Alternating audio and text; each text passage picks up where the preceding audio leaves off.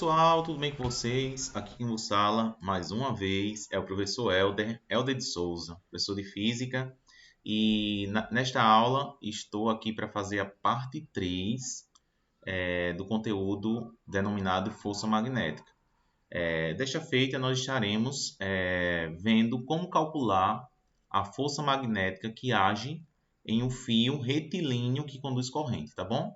Então, vou clicar aqui para irmos para outro slide aqui. Bom, então, em primeiro lugar, a gente sempre vai considerar que a corrente que passa no fio, ela está no seu sentido convencional.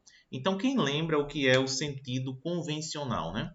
O sentido convencional é aquele em que as partículas que estão se deslocando no fio, né, são partículas positivas. Só que a gente sabe que o sentido real é dos elétrons, tá certo? Sendo conduzidos no fio, tá bom? Do polo negativo ou do polo onde tem o menor potencial para o lugar onde você tem o maior potencial. É assim que funciona, tá bom? Então, considere que você tem essa figura aqui, ó, onde você tem um fio, né? Esse fio aqui, esse plano aqui, ó, é para você ter a ideia de como é essa figura tridimensional.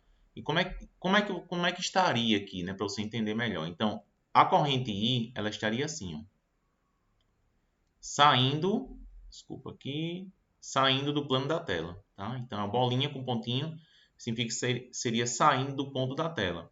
Como aqui foi escrito o vetor, né? O vetor não, né? Que a corrente não é um vetor, melhor dizendo. É o sentido da corrente em si, né? A corrente não é vetor.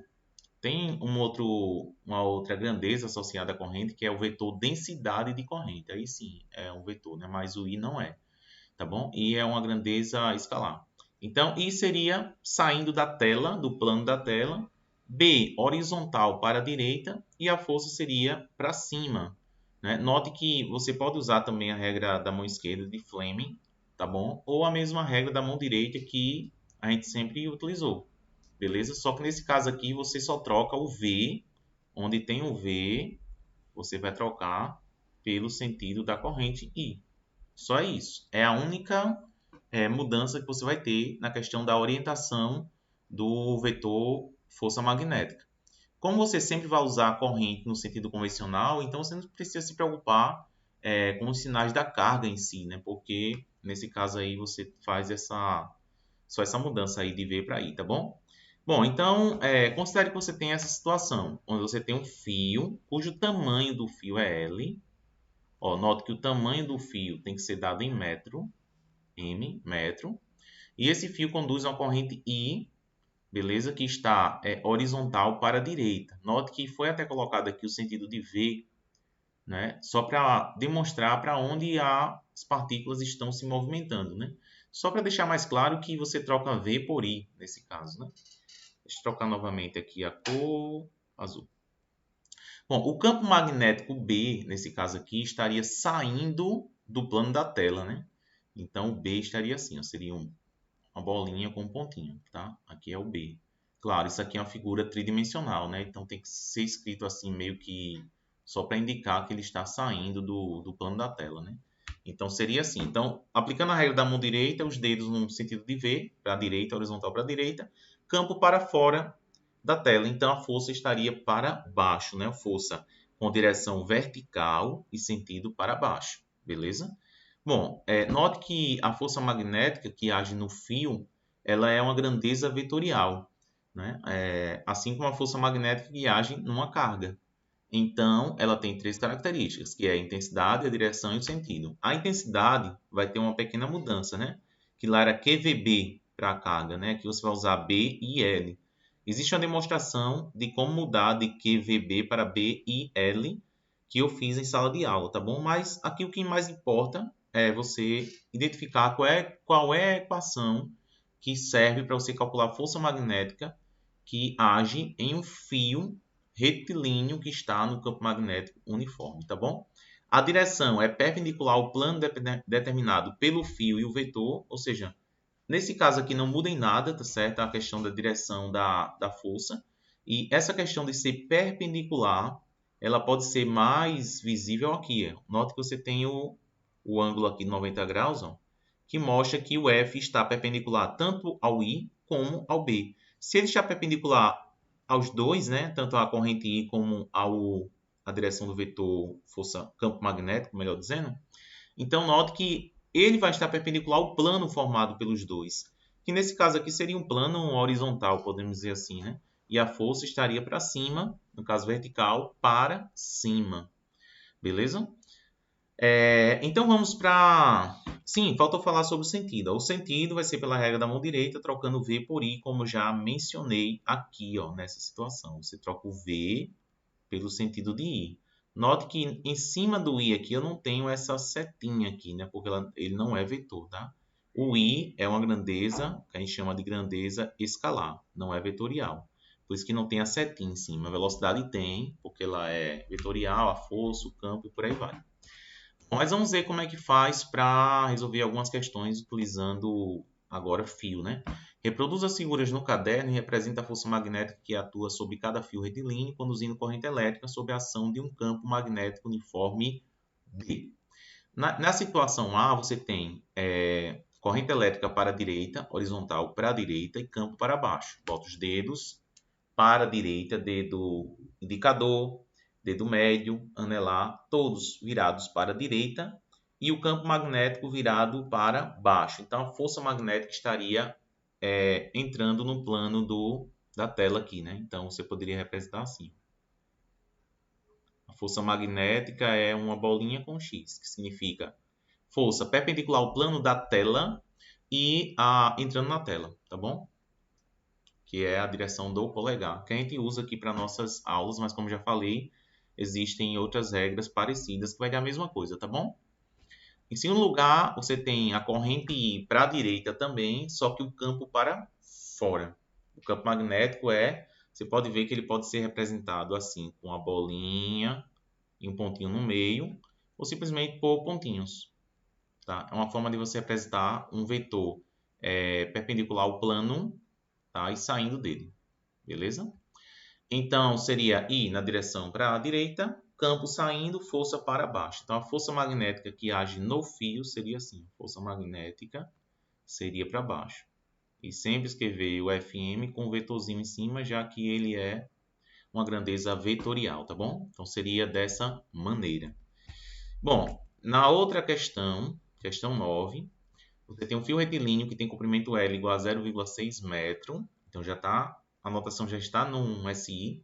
E conduz corrente de intensidade I igual a 3 amperes. Está numa região onde há um campo magnético uniforme de intensidade B igual a 0,2 Tesla, como ilustra a figura. Aqui é a figura.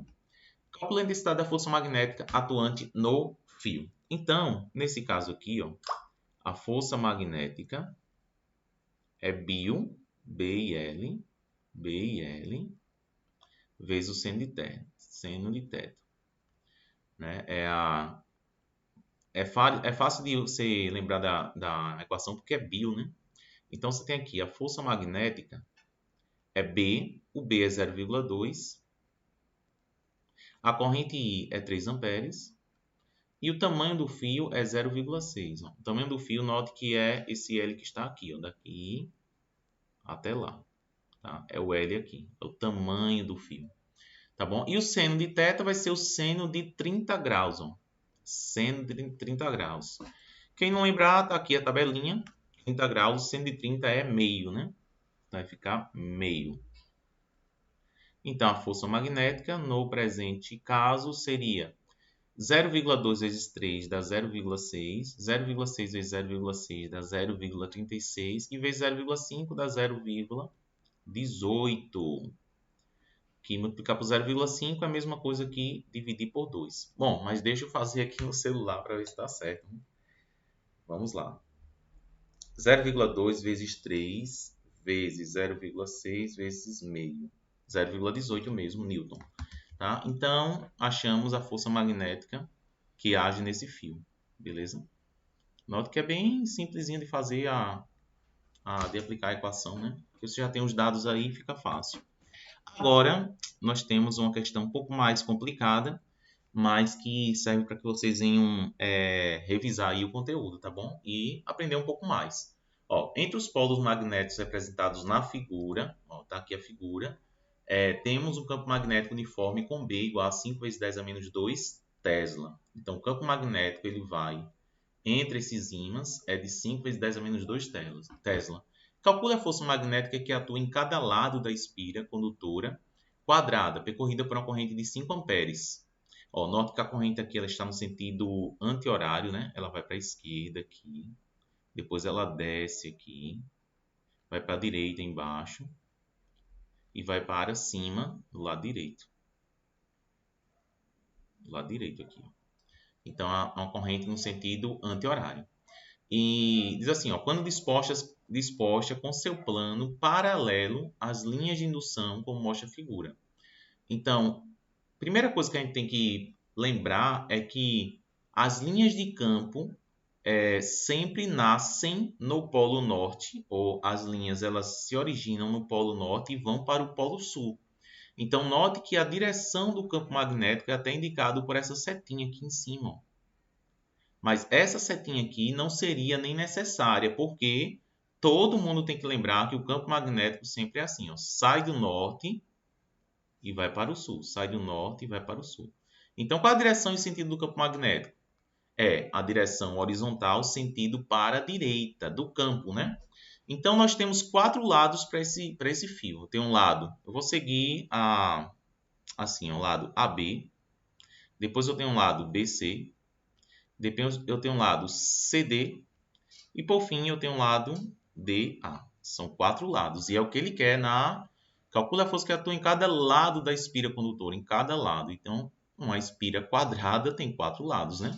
Então, no lado AB, note que a corrente está de B para A e o campo é para a direita, ou seja, o ângulo é 180 graus. Θ igual a 180 graus. Aqui vale o mesmo entendimento que você tem do que acontece para cargas elétricas, tá? Então, o ângulo nesse caso aqui vai ser 180 graus. E o que é que nós tínhamos para a carga elétrica? Toda vez que fosse θ igual a 0 ou θ igual a 180, o campo magnético é igual a 0. Isso mesmo. Força magnética. Eu falei campo magnético, não foi, eu acho. Mas é a força magnética que é 0. Não tem força sobre o fio, sobre o lado AB do fio. Não tem. Tá bom? Porque o ângulo é 180 graus. Agora, de B para C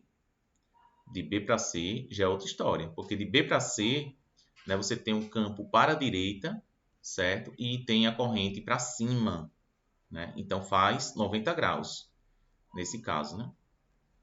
Então você tem I para cima e o campo B está para a direita, seria assim. B para a direita e a corrente I para cima. Se fosse usar a regra da mão direita aqui, então seria I para cima, B para a direita, então a força estaria entrando no plano da tela aqui, né? Então vamos lá, calcular a força magnética. Força magnética é bio seno de θ, só que aqui você tem 90 graus. Ó, entre a corrente e o campo magnético. Então vai ficar só bio. Então bio é 5 vezes 10 a menos 2, que é o valor de B, tá aqui em cima, ó, B. O I, que é a corrente, é 5 amperes. E L, que é o tamanho do fio, vai ser, como se trata de um quadrado, os 4 lados são iguais. E o tamanho dele é 0,2 metro. 0,2 metro. Então, ó, note que 5 vezes 0,2 dá 1. 1 vezes 5, 5. 5 vezes 10 a menos 2 Newton. Newton, tá bom? Agora, CD. Vamos lá, CD. De C para D, você tem que a corrente está para a direita e o campo também está para a direita. Ou seja, se os dois estão para a direita, o θ é igual a 0 grau. Né?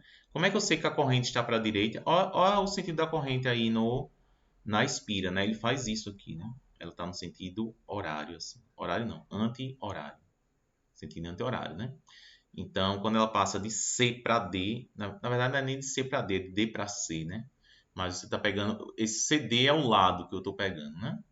Então, como θ igual a 0, eu sei que o seno de 0 é igual a 0, então a força magnética para esse lado também é 0.